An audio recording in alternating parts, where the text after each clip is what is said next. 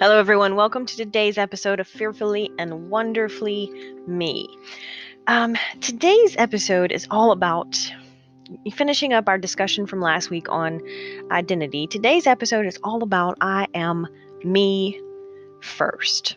And it really is kind of wrapping up our talk or our section on self-worth because I think it's important. Last week we talked about being intentional about creating our identity, but it's very easy for us to create that identity around the roles that we have or the hats that we wear. And it's important for us not to get caught up in that trap, because when we create an identity around the things that we do, those things don't last over time. And so then when they go away or when they change or when the situation changes, we don't have a sense of who we are. I mean, you've heard of people who, they work their whole life and they have a great career and then they retire and 2 months later they get sick and die because they don't have any sense of purpose or something like that. And what happens is that they've created that identity around their work or their career, and when that's no longer there, it crumbles and their sense of purpose crumbles. And so we see this in a stay-at-home mom who has had an incredible rewarding job raising her family, and then the kids move away to college and suddenly life is completely empty and she doesn't know who she is anymore. And so there's nothing wrong with in finding purpose and certainly satisfaction in the roles that we play and the ways that we fulfill our purpose.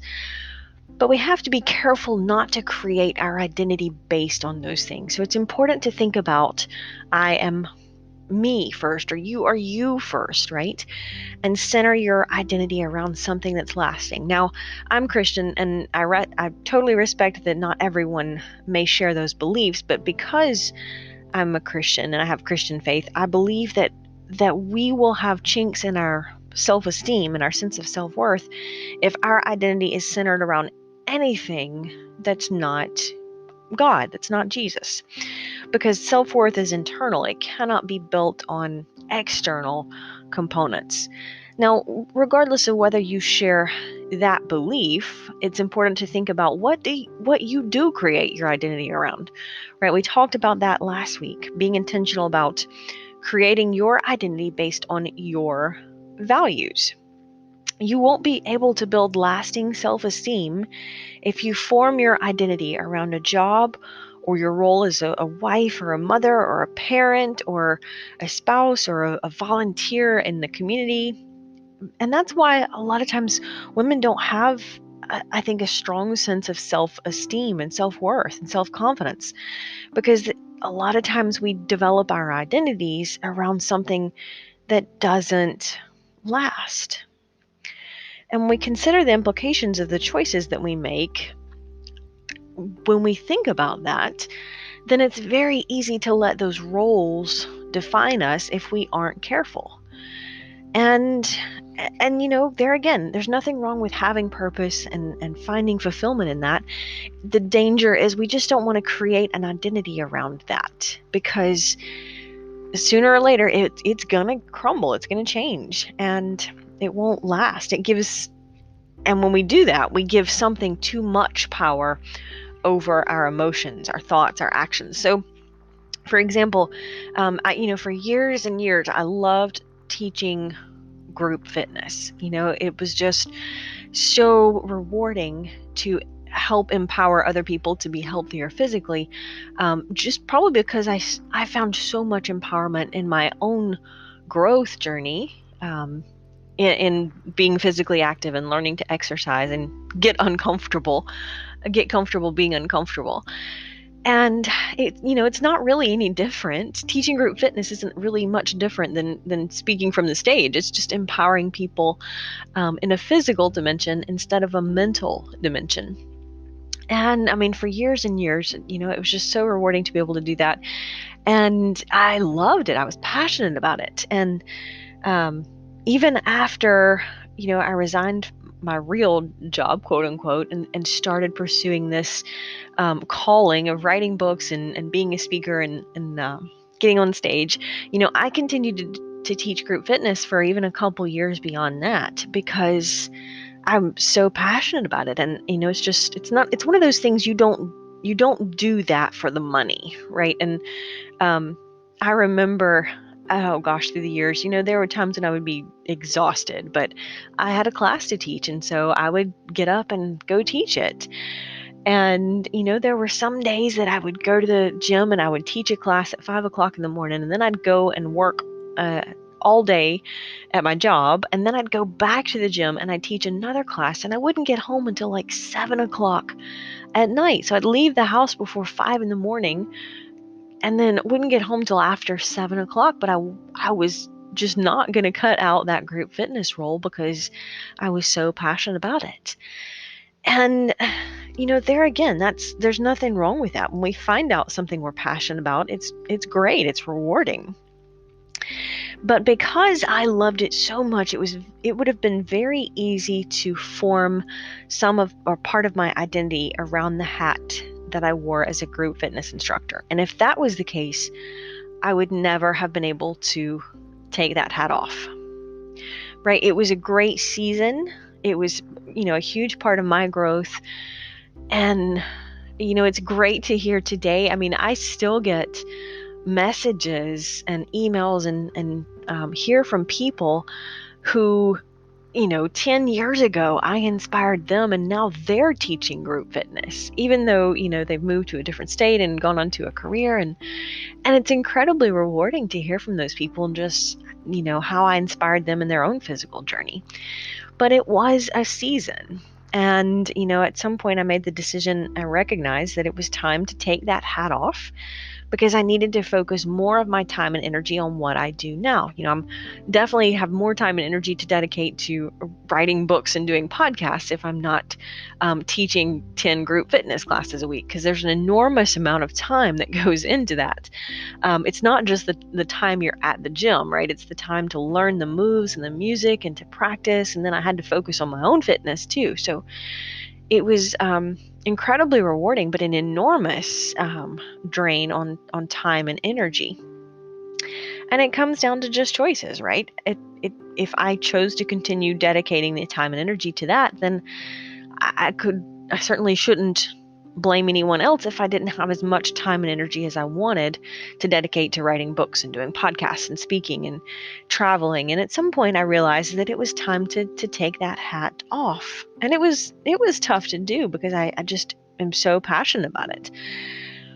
But it's not something that I've formed my identity around, right? I've formed my identity around my core values, and I knew when it was time to take it off. And although I miss it, I knew that my life has purpose beyond that role. And that's the key, right? Finding your purpose is important. It's incredibly rewarding. It's fulfilling, but you must be you first. And then fulfilling your purpose is part of who you are, but you've got to think about, it's kind of like the analogy they use of you're on an airplane and the oxygen mask dropped down, and they tell you to put your own mask on first before you help someone else. And it's kind of like this, we absolutely want to help other people, and that's incredibly rewarding, but we have to form our identity around who we are as a person and lasting core values first. We cannot completely step into our purpose if we haven't created and formed our identity around those principles. So a couple of examples that come to mind. If we form an identity around a volunteer role, for example, and then maybe the organization restructures and now they shift how they're using volunteers, and suddenly they don't need you in that role anymore. And if you have formed an identity around that role, you would feel completely lost. You would feel without purpose. You would feel adrift, and you would probably be hurt, incredibly hurt. And the danger of that is then it has too much power over our emotion, right? So then if that happens, you would start to feel bitter or maybe angry, and there would be no reason to feel bitter or angry, but it's easy to let our emotions rule us if we haven't created that identity and sense of who we are on lasting principles. And when we give it too much emotion, it can rule us, right? And it's like giving something else the remote control to you and letting it push your buttons. So thinking about it's a big part of self-worth is you've got to be you first, because here's the thing, you are not going to be able to make everybody happy. And I know that's hard for some of us. I think women especially, are peacekeepers. They want to be able to smooth over ruffles and ruffled feathers and, and help make people happy. I think that's just part of being nurturing.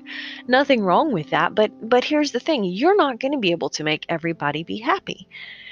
And when you form your identity around who you are, then you don't have to attach as much emotion to when someone doesn't agree with you or doesn't share your opinion or does something you don't like, because you cannot make everyone happy. Leadership and influence isn't about making everyone happy. It's authentically being who you are. And there are going to be people that don't agree with that, and that's okay. I've several years ago, I thought differently about holiday gatherings, for example. And, it's interesting because so many people I know are just miserable at holiday gatherings and family dinners. And yet they continue to go every year, and they don't like it. They complain about it. They dread it, and they're miserable, and then they complain about it afterward, and yet they continue to do it. And think how much emotional energy that's just draining from them if they would just say, look, we're not enjoying this. Maybe we should rethink this. Now, I'm not saying you should get rid of your family dinner, but what I am saying is when there is something that's a drain on you, maybe you should rethink that. Because our purpose in life isn't to make other people happy. I guarantee you that. And there are going to be instances where you have to be you first, and not everyone is going to like that. And that's okay. Because if they focused their sense of identity and self-worth on lasting principles, then their happiness isn't determined by the role that you play. Just like when I stopped teaching group fitness, there were members at the gym that didn't want to see me go. And that was hard, is realizing that, I was able to bring so much to that and to their workout experience, but I couldn't live the rest of my life based on that. I can't continue to live the rest of my life and not do what I need to do because I want to make them happy. I mean, I'm sad to move on from that chapter, but it was time to move on from that chapter. And I cannot continue I didn't want to, live the rest of my life continuing to teach group fitness and miss out on fulfilling more of my calling and potential because I'm just trying to keep other people from going through some changes. So, my point here is just to give you that example of thinking about you've got to be you. You've got to be you, because you're not going to be able to build lasting sense of self-esteem if you're forming your identity around your role as a parent or anything else. And if you form your identity around principles, you'll be much better equipped to make the right choices at the right time for the right reasons. Just like my example of teaching.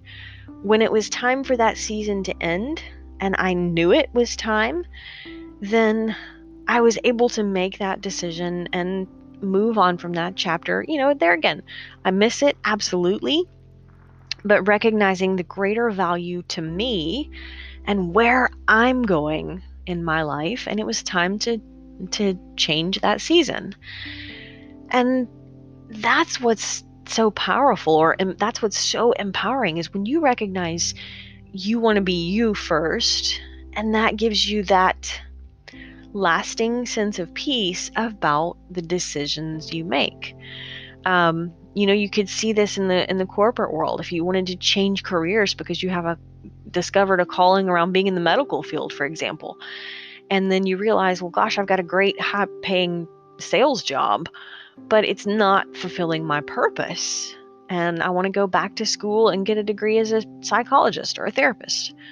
Well, go do it, and you'll have a sense of peace about that if you've formed your identity around your values. And so you would be like, well, gosh, it's going to take some time. I'm going to have to make some sacrifices, but I have a sense of peace about doing that because of who I am. I am me first. And so it gives you so much more of a firm foundation to base your big decisions on, or your little decisions even. And so that really helps drive decision making, and the right decision making, because then you're actually intentionally creating your decisions, or basing your decisions on where you are now, where you want to go in the future, who you want to be. And there again, it's being intentional about that. I say that a lot, but it's just so powerful when we stop to think about this, because most of the time we kind of just, we grow up, we go through being a teenager, early 20s. Sometimes we just accidentally land in a job or a career, but how much more rewarding is it if we intentionally choose that sense of purpose, or discover that sense of purpose, and we start to choose what we do, and where we work, or who we are, and the roles that we play based around that sense of purpose. And that's really the power of it. So reject the image given to you by others. If I could just leave you with one thing today, reject the image given to you by others, because I guarantee you there will be people in your life who see the role that you play and they appreciate that, but they want you to always be that to them. And it's important to you to just say, you know what, I've got to be me first, and not everyone is going to love that or appreciate that.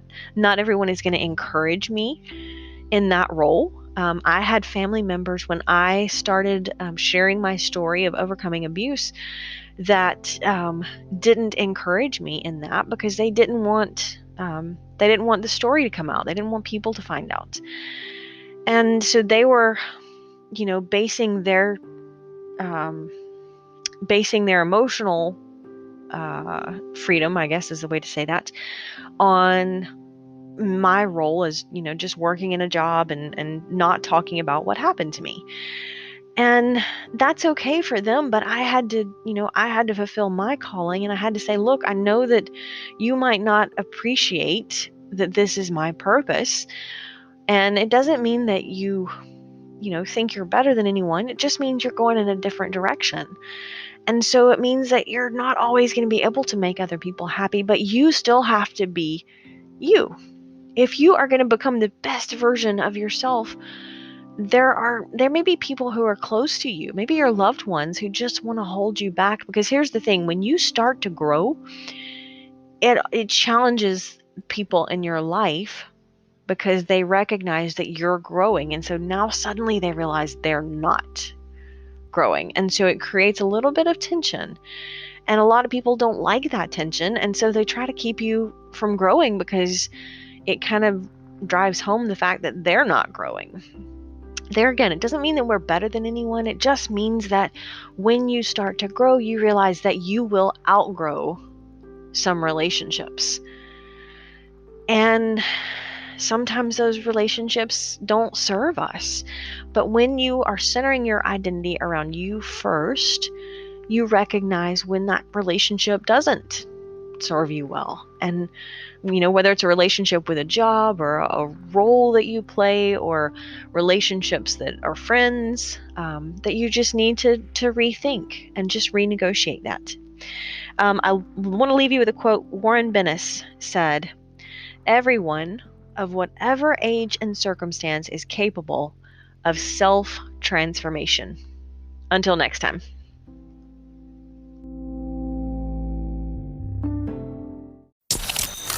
Start increasing your influence and maximizing your potential with Ria's audiobooks. Available at audible.com, amazon.com, and iBooks. Please visit riastory.com to learn about Ria's books, resources, speaking, and training programs. Thanks for listening.